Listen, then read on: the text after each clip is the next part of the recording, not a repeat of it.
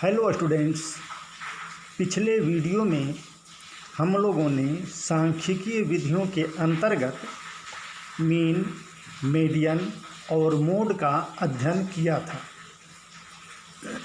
आज हम लोग स्टैंडर्ड डेविएशन या मानक विचलन का अध्ययन करेंगे। इसमें हमें सबसे पहले जानना चाहिए कि मानक विचलन है क्या। मानक विचलन एक आदर्श प्रकीर्णन माप है जिसका अनेक सांख्यिकीय विधियों में प्रयोग किया जाता है। मानक विचलन को ग्रीक भाषा के लघु सिग्मा द्वारा इंगित किया जाता है या दिखाया जाता है।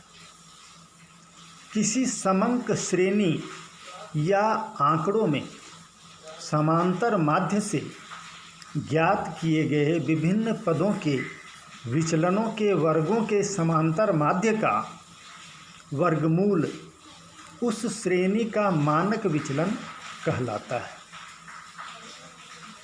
मानक विचलन को समांतर माध्य से भाग देने पर जो संख्या प्राप्त होती है उसे मानक विचलन गुणांक या कोएफिशिएंट ऑफ स्टैंडर्ड डेविएशन कहा जाता है।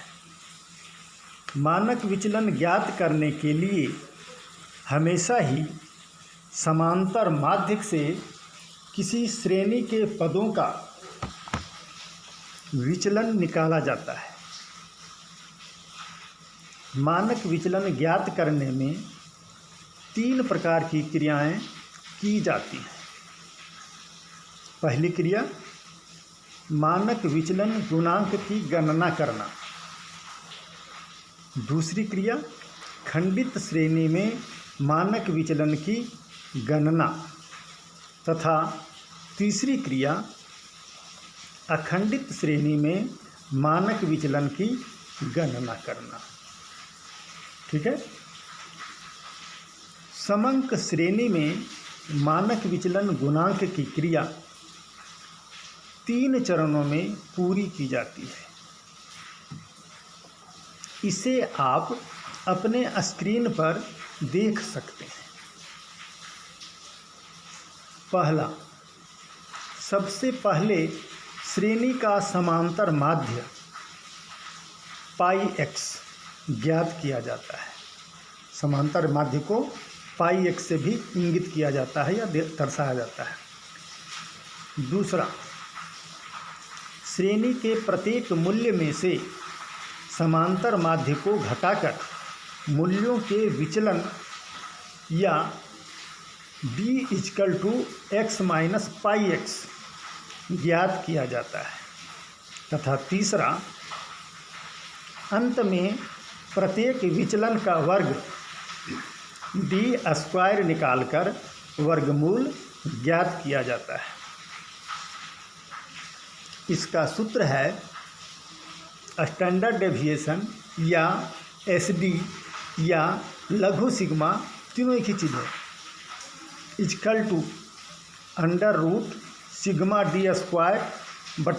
√σd²/n। इसे आप स्क्रीन पर दिए गए उदाहरण से भी समझ सकते हैं। आपका उदाहरण में एक डाटा दे रहे हैं जिसमें है नेम ऑफ स्टूडेंट ABCDEF और उसका भार है किलोग्राम में, जैसे 35, 38, 40, 43 आदि। दिए गए उदाहरण में आप स्क्रीन पर देख रहे होंगे, इसमें पहले कॉलम में विद्यार्थियों का नाम है, दूसरे कॉलम में विद्यार्थियों का भार है जिसे x या मूल्य से इंगित किया गया है। अब सबसे पहले हम इन्हीं दोनों कॉलम का कार्य करेंगे या क्रिया करेंगे या समाधान निकालेंगे, तभी हमें तीसरे और चौथे कॉलम में जाने का रास्ता प्राप्त होगा। सबसे पहले हम विद्यार्थियों की संख्या को गिनेंगे, जो उदाहरण में 10 हैं। स्क्रीन पर देखिए, अर्थात n = 10। फिर दूसरे कॉलम में विद्यार्थियों के भार को आपस में जोड़ देंगे। उदाहरण में इसका कुल योग, जो स्क्रीन पर आपको नज़र आ रहा है, 410 आया है, अर्थात सिग्मा x बराबर 410। अब हम तीसरे कॉलम का कार्य करेंगे या समांतर माध्य निकालेंगे। ठीक है, इसके पहले के वीडियो में जिसमें हम समांतर माध्य के बारे में बताए थे, हम समांतर माध्य का सूत्र जान चुके हैं, फिर भी हम बता देते हैं। पाई x = सिग्मा x बटा n, यही था ना। यहाँ सिग्मा x का अर्थ हुआ आवृत्ति तथा n का अर्थ हुआ संख्या। यहाँ सिग्मा x 410 है तथा संख्या 10 है। अब 410 में 10 से भाग देने पर 41 आया ना, जो मानक विचलन कहलाएगा। अब हम x अर्थात भार या आवृत्ति में मानक विचलन को घटाते हुए क्रमवार लिखते जाएंगे। जैसे हमने a के 35 में 41 को घटाया। अब 35 में 41 तो घट नहीं सकता है, क्या घटेगा? नहीं घटेगा। इसलिए हमें -6 प्राप्त हुआ। 6 आ रहा है किंतु माइनस में आ रहा है। इसी प्रकार D नाम के विद्यार्थी की आवृत्ति 43 में मानक विचलन 41 को घटाया तो हमें +2 प्राप्त हुआ। आपके स्क्रीन पर उदाहरण में सब दिया जा रहा है, उसको ठीक से देखिए। इसी प्रकार से सभी का मान निकाल लेंगे। अब हम चौथे कॉलम का कार्य करेंगे। इसमें हमें जो तीसरे कॉलम में मान प्राप्त हुआ था उसका वर्ग बनाकर लिखेंगे। उदाहरण में स्क्रीन पर देखें, जो 6 का 36 या 3 का 9 है, इनको भी आपस में जोड़ दिया जाता है। उदाहरण में इसका कुल योग 150 है ना, देख रहे हैं ना। इसके पश्चात हम इसे सूत्र के अनुसार व्यवस्थित करते हैं। इसका सूत्र क्या था? मानक विचलन ज्ञात करने का सूत्र या छोटी सिग्मा, उसको छोटी सिग्मा भी कहा जाता है, बराबर √ बड़ी सिग्मा d² n। इसको तोड़ते हैं तो क्या आएगा? व्यवस्थित करेंगे तो बराबर में 150/10 √ बराबर। अब √ को हम तोड़ते हैं तब आता है 3.872। ठीक है। अब देखते हैं मानक विचलन गुणांक। मानक विचलन गुणांक बराबर, मानक विचलन गुणांक क्या है आपका? 3.872। तो 3.872/41। इसमें इसका तोड़ने के बाद आंसर आया 0.0944। तब क्या होता है? अतः मानक विचलन बराबर 3.872 और मानक विचलन गुणांक बराबर 0.0944। ठीक है, यहाँ तक हो गया। अब हम देखेंगे खंडित श्रेणी में मानक विचलन की गणना कैसे की जाती है। यह था व्यक्तिगत श्रेणी में। हालांकि व्यक्तिगत श्रेणी का अंश यह भी है, खंडित श्रेणी में मानक विचलन की गणना कैसे की जाती है। इसके पहले वाले में हमने देखा कि उसमें विचलन मूल्यों के वर्गों का समांतर माध्य ज्ञात किया जाता है, जबकि खंडित श्रेणी में विचलन मूल्य के वर्ग में संबंधित आवृत्ति को गुणा करने के बाद समांतर माध्य निकाला जाता है। इसका सूत्र है छोटी सिग्मा बराबर, छोटी सिग्मा किसका सिंबल है? मानक विचलन का सिंबल है छोटी सिग्मा। तो छोटी सिग्मा बराबर अंडर रूट बड़ी सिग्मा FD² बटा n।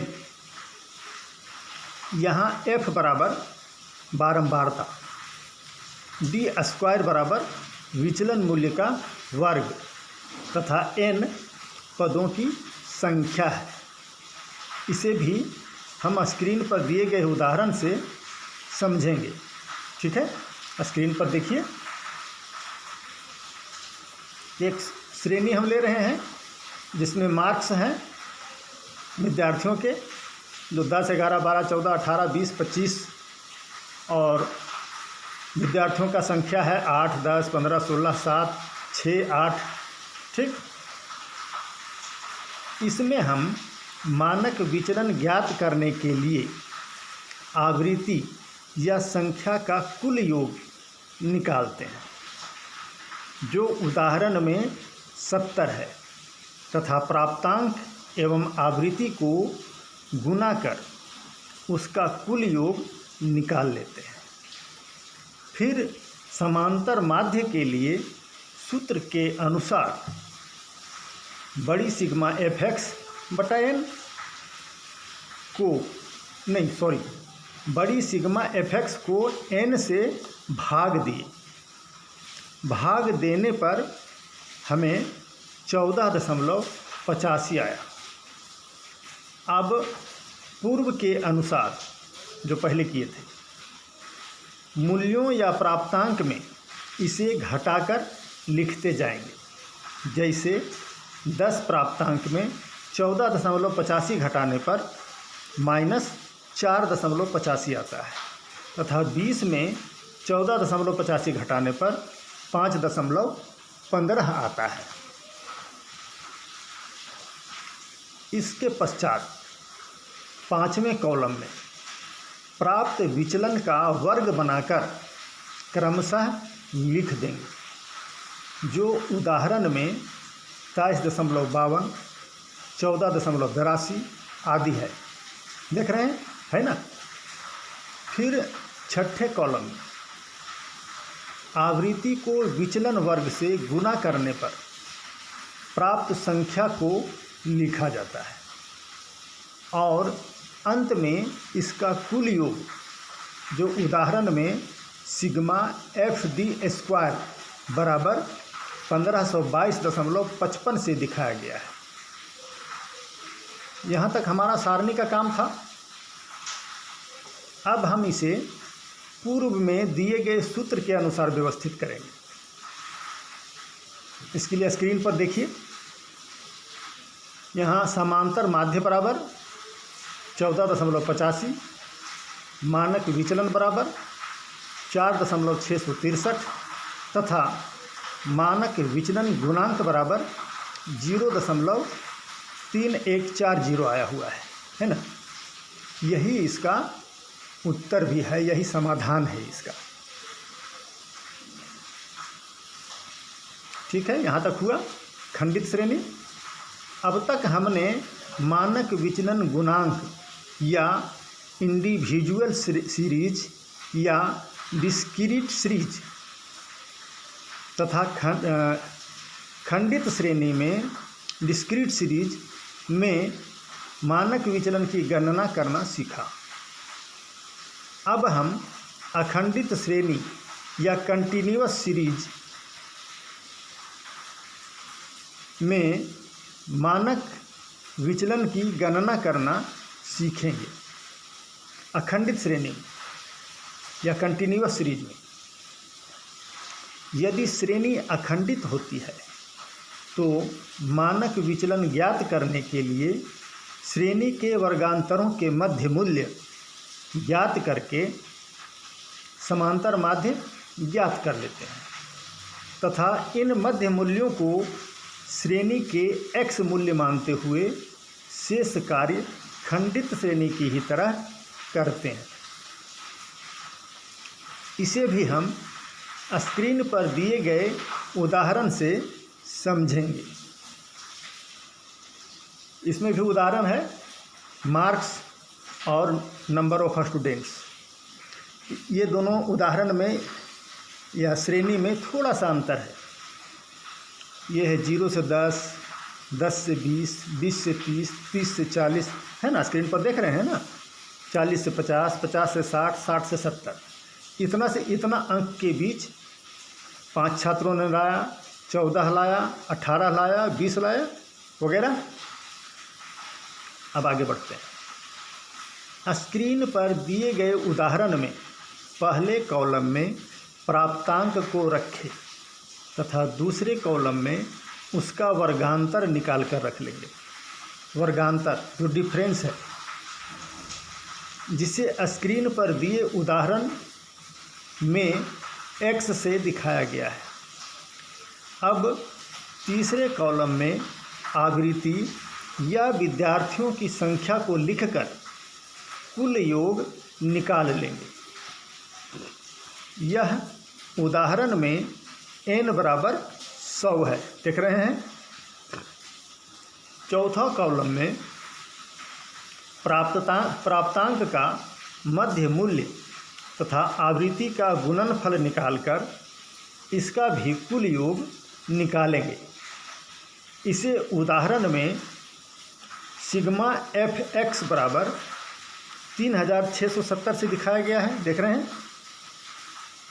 इतना करने के बाद हम इसका समांतर माध्य निकालेंगे, जिसका सूत्र हम पहले भी बता चुके हैं।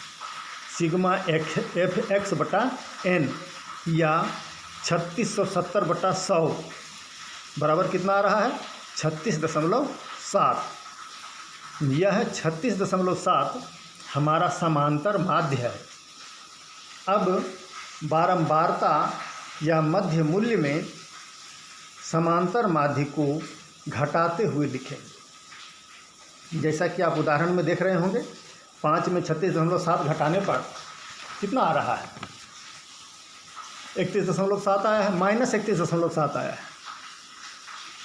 इसी प्रकार 45 में 36.7 घटाने पर +8.3 आया है। अब छठे कॉलम में समांतर माध्य से विचलन द्वारा प्राप्त अंकों का वर्ग निकालकर विचलन का वर्ग या d² में लिख दिया जाता है। अंत में सातवें कॉलम में आवृत्ति तथा विचलन के वर्ग का गुणनफल या fd² लिखेंगे। इसे आप स्क्रीन पर दिए उदाहरण में देखिए। देख रहे हैं, समझ रहे हैं। पहली आवृत्ति 5 को 1004.89 से गुना करने पर 5024.45 आया है। इसी प्रकार आवृत्ति 20 को विचलन 2.89 से गुना करने पर गुणनफल 57.80 आया है ना, देख रहे हैं ना। सबसे नीचे हम इसका कुल योग कर लेते हैं, जो सिग्मा fd² बराबर 28,411 आया है। ठीक है। अब हम इसे सूत्र के अनुसार व्यवस्थित कर लेते हैं। आप देखिए, आपके स्क्रीन पर ही बता रहा होगा। मानक विचलन बराबर क्या है? √ सिग्मा fd² n बराबर सिग्मा fd² कितना है? 28,411 n कितना है? 100 आ गया। अब दोनों को डिवाइड किए तो 284.11 अंडर रूट अभी भी खुला नहीं। अब इसका रूट या वर्ग निकालने पर हमें प्राप्त होगा 16.8555। ठीक है, ये आपका निकल गया मानक विचलन। अब हमको निकालना है मानक विचलन गुणांक। इसका सूत्र है छोटी सिग्मा बटा पाई एक्स। तो छोटी सिग्मा में आपका कितना आया है 16.8555 और पाई एक्स क्या है 36.7 या इसको अगर तोड़ते हैं तो आता है हमारा 0.4592। ठीक है, यही इसका हल या उत्तर होगा। तो स्टूडेंट्स, आपके सिलेबस में दिए गए सांख्यिकीय विधियों के अंतर्गत मीन, मीडियन, मोड और स्टैंडर्ड डेविएशन को आप लोग अच्छी तरह समझ गए होंगे। अब अगले वीडियो में हम लोग अन्य विषय वस्तु का अध्ययन करेंगे। धन्यवाद।